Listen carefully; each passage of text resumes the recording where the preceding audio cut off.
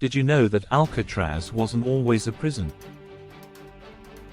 In fact, its history goes back a lot further than the notorious criminals that would later call it home. Alcatraz Island was first used by the US military in the 1850s as a coastal defense fort.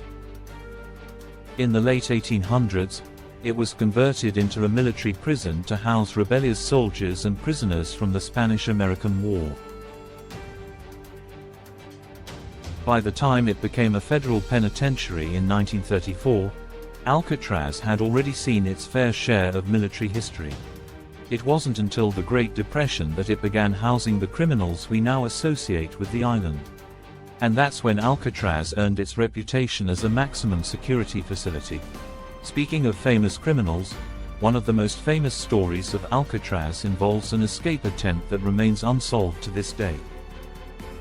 In 1962, three men, Frank Morris and brothers John and Clarence Anglin, managed to break out of their cells by chiseling away the walls, creating a dummy head to fool the guards, and crawling through a secret passageway. They made their way to the roof, then scaled down a wall and crossed the freezing waters of San Francisco Bay on makeshift rafts.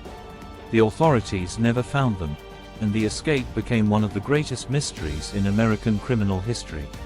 Did they make it to freedom, or did they meet a watery end in the bay? Alcatraz wasn't just a regular prison, it was home to some of the most infamous criminals in US history.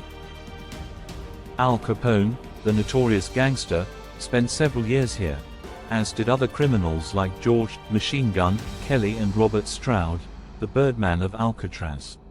But what made Alcatraz different from other prisons was its reputation for being escape-proof. Capone's time at Alcatraz wasn't glamorous. Despite his wealth and power on the outside, inside the prison, he was treated just like everyone else. He actually spent most of his time in the prison's hospital ward due to health issues. Ironically, he lived a more comfortable life behind bars than many other inmates. Here's a strange fact that most people don't know. Alcatraz Island is located right on top of a major fault line, the San Andreas Fault. In fact, it's only about 1.25 miles from the mainland, but the waters surrounding it are often rough and icy, making it difficult to escape. But did you know the island is also at risk for earthquakes? Being on a fault line means that Alcatraz could be vulnerable to seismic activity at any time. So, while it might have been escape-proof in terms of geography, it was also sitting on a ticking time bomb. Conditions in the hole were harsh. There was no light except for a small vent in the ceiling, and prisoners were given very little contact with others. This was designed to break a man's spirit. In fact, many who spent time in solitary would later say that the worst part wasn't the physical conditions, but the psychological toll it took on them.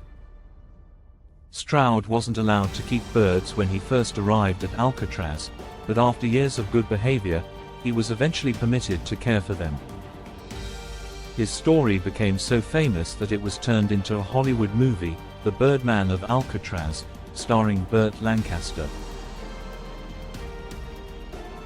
After nearly 3 decades of housing notorious criminals, Alcatraz was finally closed in 1963 due to high operational costs and the deterioration of the buildings.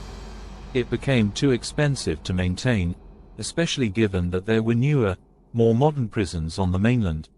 Alcatraz remains one of the most intriguing places in American history. Do you think those escapees made it to freedom, or did they meet a watery end in the bay? Let me know your thoughts in the comments below. Thanks for watching, and don't forget to like, share, and subscribe for more amazing stories from history.